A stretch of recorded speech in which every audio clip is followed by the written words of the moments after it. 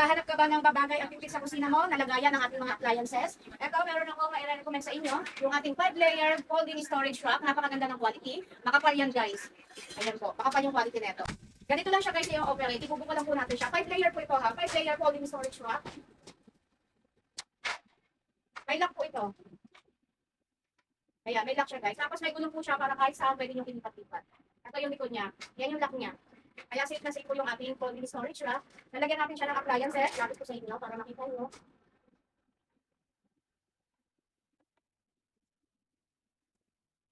Ayan, guys. Para yung appliances hindi pa kalat-kalat. Marami siyang paglalagyan. 5-layer po siya. Kaya kung gusto mo mag-check off na itong ating 5-layer folding storage rack, ilalagay ko na lang din sa video natin. Ganito naman po yung pagtupi niya.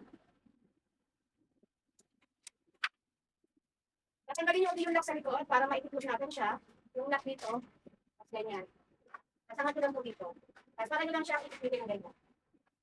Ganda ng quality. Kahit